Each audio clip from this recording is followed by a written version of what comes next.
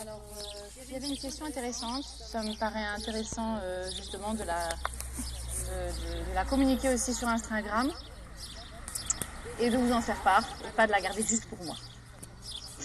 Elle me l'a posé en direct tout à l'heure quand on était au point buvette. Vas-y Lola.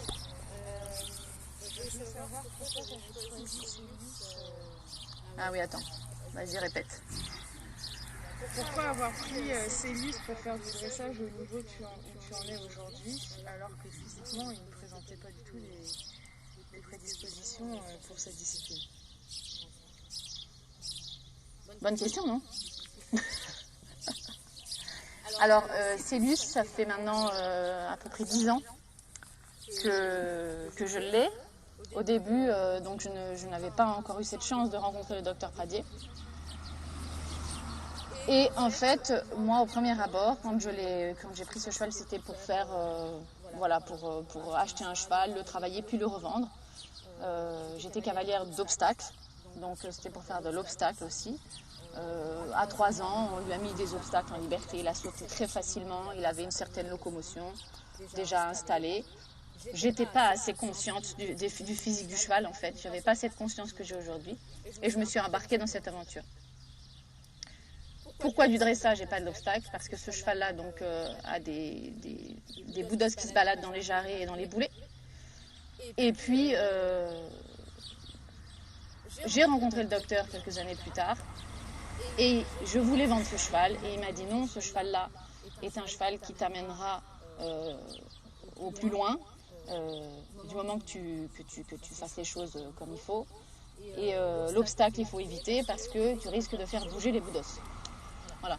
Donc, on s'est mis à faire du dressage et ça a été un chemin assez compliqué parce que le cheval, effectivement, n'était pas prédisposé pour le dressage.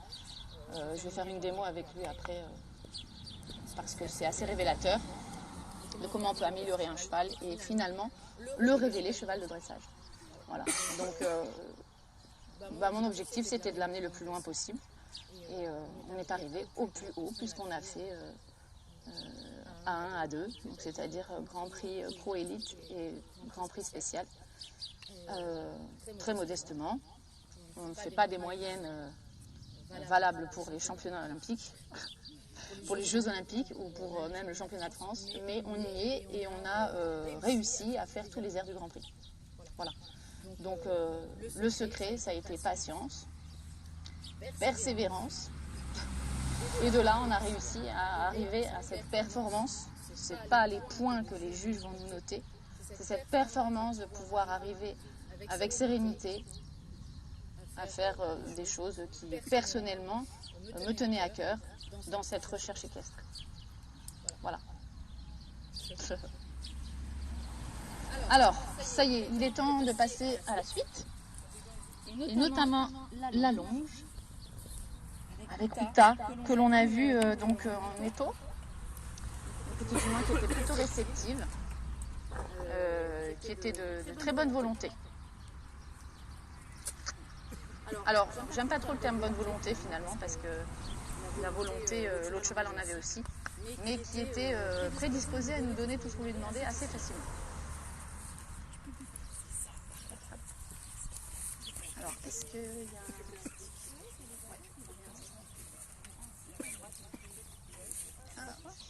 Voilà.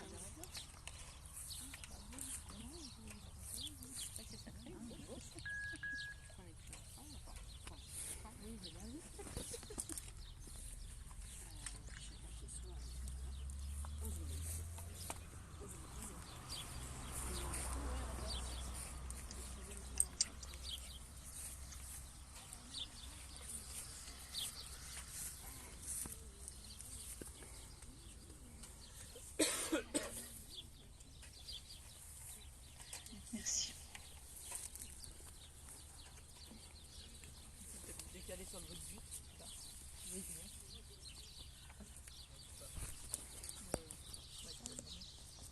Alors, maintenant que mon dialogue avec mon cheval il est clarifié, que j'ai la sérénité, mon cheval m'accepte, accepte choses sans avoir peur de mes demandes. Je vais essayer de communiquer sur son physique, c'est-à-dire d'avoir un impact sur son physique de manière progressive et bienveillante, encore une fois, c'est-à-dire qu'avec l'acceptation du cheval. Et je vais essayer de faire en sorte je vais essayer d'avoir un impact sur son physique en communiquant notamment sur sa posture. Sa posture est constituée donc de l'avant-main, le dos, l'arrière-main. Je vais essayer de communiquer avec moi, avec mes aides, donc à la longe, monter aussi, pour mettre le cheval dans la facilité de se porter en avant, de se porter lui-même. Comme on l'a dit tout à l'heure, ça va nous aider pour la suite, c'est-à-dire que le cheval va physiquement se trouver mieux et prêt à nous donner ce qu'on attend de lui. Donc ça va avoir un impact sur son psychique d'autant plus. Donc il faut avoir conscience que le cheval, en fait, doit pouvoir se porter, cette grosse masse se porter, non pas en fuyant vers l'avant, sinon ce ne serait pas se porter, ce serait fuir vers l'avant et puis échapper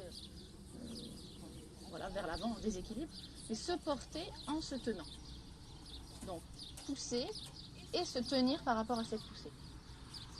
Mission encore plus difficile puisque nous sommes sur son dos, donc il doit se porter et nous porter. Donc, pour éviter que ça entame le physique du cheval, il faut avoir conscience que cette partie, là où nous sommes assis, est une partie qui va, avec notre poids et même sans notre poids, naturellement s'affaisser. Donc, pour éviter qu'elle s'affaisse, il faudrait qu'on arrive à communiquer sur la posture déjà de cette colonne, de toute cette partie, de toute cette ligne du dessus. Et qu'on communique aussi sur le dessous, parce que regardez là c'est assez flagrant, elle a donc les abdos qui sont relâchés. Et donc ça invite la courbure de la colonne vertébrale à venir un tout petit peu s'orienter comme ça en bassin.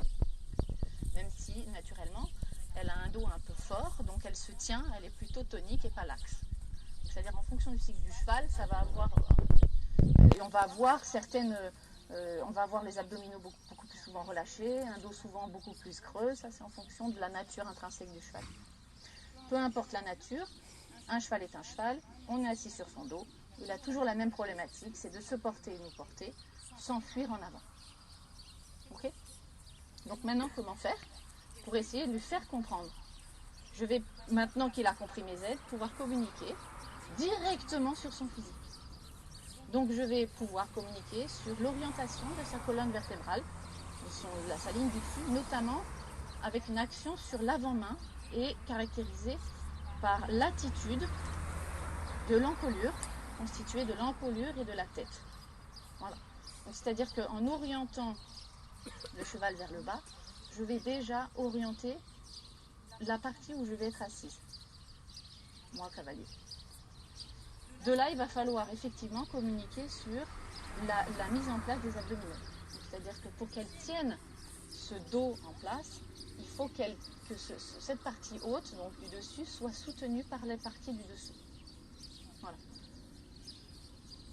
Donc je vais essayer de mettre le cheval dans une situation à comprendre qu'il doit se tenir. Il doit se tenir et il doit arriver à mettre en place ces masses musculaires et tout un ensemble de gainage pour exécuter tout un tas de choses, et ne serait-ce qu'un pas en avant, sans, comme on l'a dit tout à l'heure, par exemple, nous traverser si on est à pied, faire n'importe quel exercice demandé sans que le cheval court et précipite.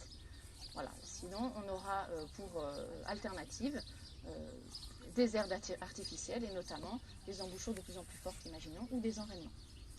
On peut s'en passer, il faut juste communiquer sur le physique du cheval, lui expliquer qu'il y a une manière d'utiliser son corps, et c'est ce qu'on va essayer de lui faire comprendre. L'extension d'encolure est une gymnastique, c'est pas une fin en soi, c'est une gymnastique qui permet donc d'étirer le cheval, d'ouvrir le cheval vers l'avant, c'est-à-dire d'être conforme à ce mouvement en avant, parce que le cheval naturellement en fait avance en ouvrant son angle de tête encolure. Et donc c'est important, si je le mets dans le mouvement en avant, que je ne sois pas en contradiction avec ma main ou un enraînement par rapport à ce mouvement en avant. Donc selon vous, est-ce que des reines allemandes ou peu importe l'enraînement est conforme au mouvement en avant? C'est-à-dire que le cheval pousse et va rencontrer un enraînement. Déjà, on est contraire à quelque chose qui est compréhensible pour le cheval, c'est-à-dire l'ouverture du devant, c'est-à-dire l'envie de se porter vers l'avant puisque la porte elle est ouverte. Donc si vous voulez que votre cheval avance, petit 1, il ne faut pas l'empêcher d'avancer le nez. Petit 2, il faut l'orienter pour qu'en fait il avance le nez, non pas en se creusant la tête en l'air, mais en s'orientant parce qu'on va être assis sur son dos. Voilà. Et petit 3, il faut qu'il avance le nez orienté, la colonne vertébrale orientée, la ligne du dessus orientée, et soutenu dans ses allures, c'est-à-dire trotter avec une certaine puissance, une certaine gestuelle, un certain rythme, une cadence régulière, et ça va demander au cheval de solliciter ses parties du dessous. Donc cette jument-là, je vais la mettre au petit trot, au tas. On va observer comment naturellement, donc sans contrainte, elle se propulse. Donc c'est-à-dire que là, si je ne lui indique pas grand-chose, malgré le fait qu'elle va le faire d'elle-même parce qu'elle est au courant de comment faire pour se mettre dans le confort physique, naturellement, elle lève la tête, le nez au vent, donc il n'y a aucune contradiction au mouvement en avant, c'est déjà ça. J'essaye de tout faire pour lui permettre d'avancer si elle a envie d'avancer. Je fais attention à l'autonomie, c'est-à-dire qu'elle reste quand même dans un certain mouvement en avant d'elle-même.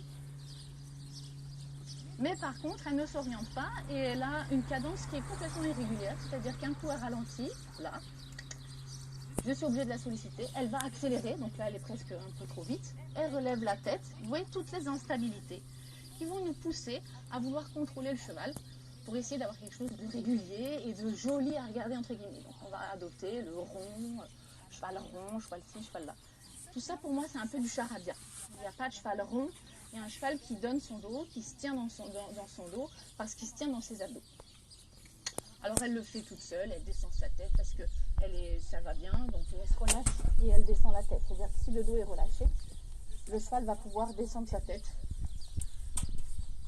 Voilà, va pouvoir s'orienter plutôt que de tenir sa tête haut dans une attitude crispée, va pouvoir se relâcher, descendre sa tête. Très bien. Donc déjà là on a ça, on a une attitude qui vient naturellement. Donc vous voyez qu'au lieu de courir, quand elle descend, elle ralentit. Bon, très bien, mais ça ne nous suffit pas. On ne veut pas qu'elle ralentisse et qu'elle ne pousse pas. C'est là où va rentrer l'action des exercices, de manière générale, va être très utile pour solliciter le cheval dans sa manière de pousser. Donc déjà, je vois que au moment où elle a baissé un petit peu la tête, elle a ralenti. Donc c'était en phase avec au début, elle levait la tête par rapport à un élément extérieur, un petit peu, regardez les parasols, tout ça, donc elle se crispait. Elle était dans une cadence un peu soutenue, pas très régulière.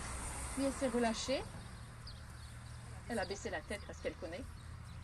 Déjà on a eu le relâchement et la cadence a ralenti un petit peu. Maintenant on voudrait de la pousser. Toute la difficulté est donc là, c'est-à-dire de demander de la pousser. Regardez, si je pousse, elle fuit. Donc, je veux augmenter la poussée, comment faire? Pour augmenter la poussée sans qu'elle fuit et sans qu'il y ait de paradoxe, c'est-à-dire que je sois obligée de la retenir avec ma main. Eh bien, je vais guider mon cheval, je vais la pousser, je vais essayer de guider mon cheval avec mes mains, qu'elle suive volontiers, puisque la sérénité des aides est là. Je vais le guider pour qu'il suive avec son corps moi qui le guide dans des exercices. Et ces exercices vont solliciter la poussée pour suivre ma main. D'accord? C'est-à-dire qu'il va poursuivre ma main qui vient un peu vers la gauche. Il faut que la jument mobilise son arrière-main vers ma main. Ça va donc canaliser cette poussée dans une direction. Moi, je vais pouvoir essayer d'avoir un impact sur son attitude en lui expliquant que plus elle va vers le bas, mieux c'est. Voilà, donc je vais vraiment favoriser cette attitude-là. Et la jument, là-dedans, va naturellement, parce que c'est mécanique, être obligée de faire quelque chose pour tenir cette direction que je propose avec ma main, c'est-à-dire là en l'occurrence un cercle plus petit. Elle va être obligée de solliciter ces chaînes du dessous. Et donc je vais pouvoir pousser, voilà, augmenter la poussée sans qu'il y ait de fuite. Parce que tout simplement, elle a la solution de faire autrement. Donc c'est-à-dire que votre cheval va intégrer pousser non pas à fuite, mais à elle veut que je pousse mieux. L'important, c'est qu'il trouve la solution. Donc c'est là où il faut un bon positionnement, que les aides soient bien claires. Votre cheval ne se pente pas à vous, n'abuse pas de votre gentillesse aussi, parce qu'il y en a certains qui abusent, ou d'autres sont effrayés. Et de là, il faut que j'ai une connaissance de quel exercice va solliciter mon cheval. Au trot, au tête. Voilà, donc je pousse un peu, voilà, si je suis décentrée et que je la suis, j'ai aucun impact, je ne suis pas son référent, je la suis, je me positionne, je lui dis je suis là, par rapport à moi, ou ça, il faudrait que tu fasses quelque chose, c'est-à-dire que tu pousses dans la direction de ma main. C'est-à-dire que la main est une main impulsive. Le cheval suit la main avec ses postérieurs, il suit la main de son longeur. Et j'observe. J'observe que le cheval du coup trouve un confort, c'est-à-dire que quand il descend et qu'il pousse dans la direction de ma main, il cède à l'inconfort. Donc il trouve un confort. C'est pas moi forcément qui ai cédé, c'est lui qui a cédé à l'inconfort. Et j'observe. J'observe que tout d'un coup, la mécanique du cheval se met en route. C'est-à-dire qu'en suivant ce cercle, je vais refaire, en suivant ce cercle, je mets le cheval dans la situation de s'organiser pour me suivre. En rétrécissant le cercle, pardon. Je rétrécis le cercle, je mets le cheval dans la situation de s'organiser physiquement pour me suivre. Suivre ma main qui lui propose un cercle plus petit. Voilà. Je vais pouvoir pousser petit à petit avec un cheval qui, sur la poussée, s'organise physiquement. Voilà. Plutôt que de fuir l'effort demandé, qui était de pousser plus. Donc elle va me donner l'effort.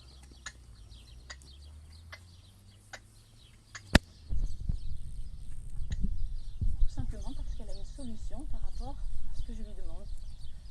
C'est-à-dire que c'est possible pour elle de pousser plus sans appuyer sur le bouton fuite. Et je refais. Voilà, je vais resserrer mon cercle. Voilà, j'observe que ça ralentit. C'est normal. C'est-à-dire qu'elle organise sa poussée. Ça ne veut pas dire qu'elle pousse moins. Ça veut dire qu'elle est obligée de modifier sa manière de pousser. C'est-à-dire un peu moins vers l'horizontalité, mais plus verticale. Donc c'est-à-dire qu'il y a plus de soutien. Voilà. Et je favorise la poussée un petit peu plus vers l'avant, horizontale.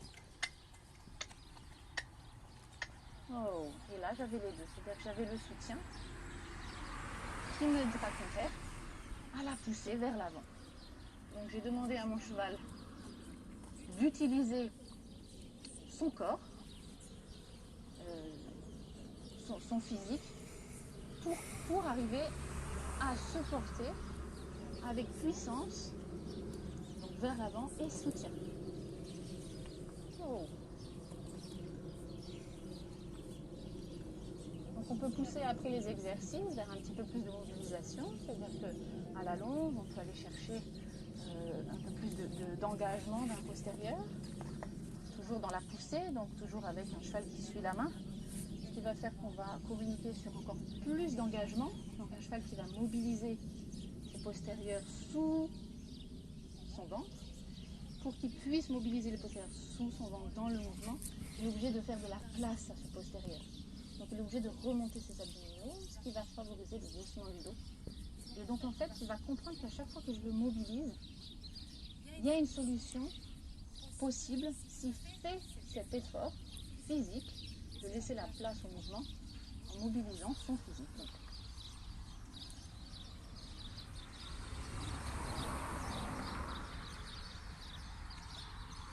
une pause parce qu'elle a un peu chaud.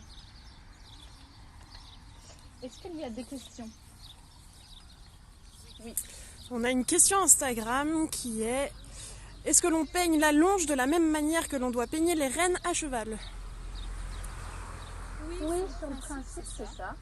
C'est-à-dire que il faut que la communication main-bouche soit constante.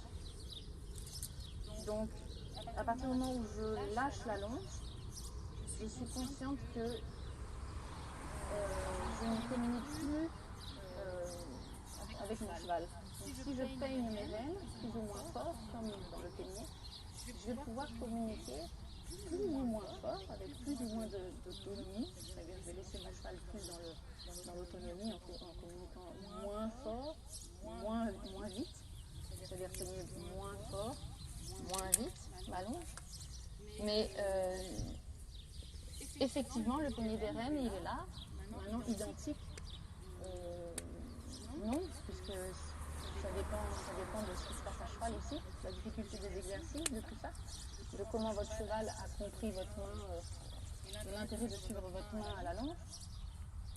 Par contre, le gestuel du peignet, il peut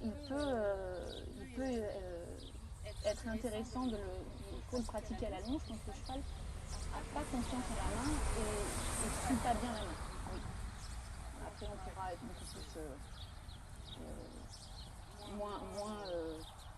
on pourra moins peigner la longe quand le cheval est très, très averti et très au courant de ce qu'il doit faire qu'on est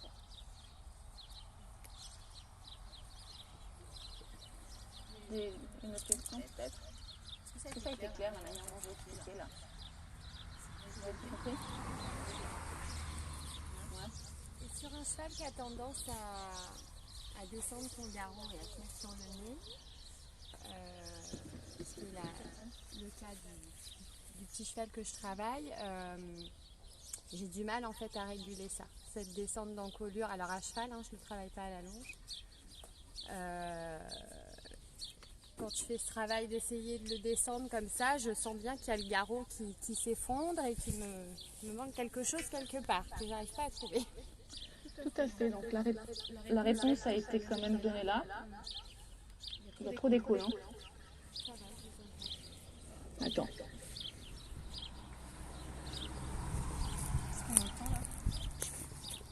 La réponse, ça fait un écho si je suis comme ça. La réponse, elle a été donnée effectivement au niveau de la longe. C'est-à-dire que, petit 1, je communique sur l'ouverture, c'est-à-dire le cheval qui volontiers va pousser vers l'avant avec une ouverture du chanfrein, une confiance en la main. Mais ça ne suffit pas, il faut du soutien. Sinon, on va avoir un cheval qui va peut-être être orienté au lieu d'être creux, il va être longitudinal, très longitudinal, il va manquer le soutien. Donc en fait, il y a ces deux aspects et il y a un positionnement qui favorise effectivement la poussée vers l'avant et la descente d'encolure. Il y a les exercices qui vont communiquer sur comment le cheval doit pousser. Voilà, parce qu'en fait, ok, il y a une bonne intention de pousser, mais comment il peut faire pour se pousser en se portant? Ça, c'est la gymnastique. Le simple fait de mettre le cheval sur un cercle, vous l'avez vu en écto, c'est-à-dire que quand on a contrôlé les épaules du cheval, il est au trot ou au pas, tout d'un coup il va trop vite, on mobilise, on prend la tête du cheval, la bande du cheval, on mobilise sur un glissade, ça va ralentir. Là maintenant il faut faire ça sans que ça arrête le moteur. Mobiliser le cheval pour canaliser cette poussée. Voilà. Si le cheval a du mal à pousser, ça va être le cas de l'autre cheval là-bas. C'est pour ça que j'ai pris les deux exprès, un qui pousse naturellement mais qui ne sait pas trop comment s'organiser et un qui ne pousse pas. Donc comment faire pour lui donner l'envie de pousser et en plus de se tenir, parce que du coup comment on fait pour se tenir? On va chercher à soutenir le cheval en fait avec les mains, c'est une action en fait légitime quelque part, on a envie de l'aider, mais en l'aidant on peut le parasiter. Donc c'est très compliqué d'arriver à faire comprendre à son cheval qu'il soit mou ou pas mou, de s'orienter, donc de favoriser la poussée et le soutien. Ça, c'est les exercices. La longe en fait partie. Le simple fait d'être sur un cercle, c'est déjà le début d'une mobilisation. Vous mobilisez les épaules sur un cercle de plus en plus petit. Ça va avoir l'effet de modifier l'engagement du cheval. Voilà.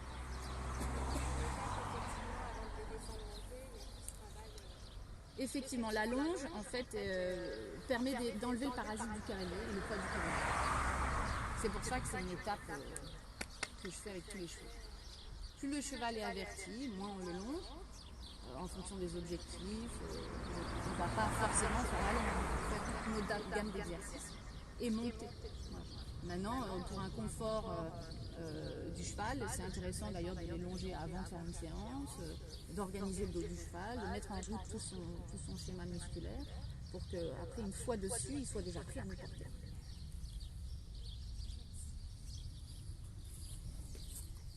Alors, je vais poser ça.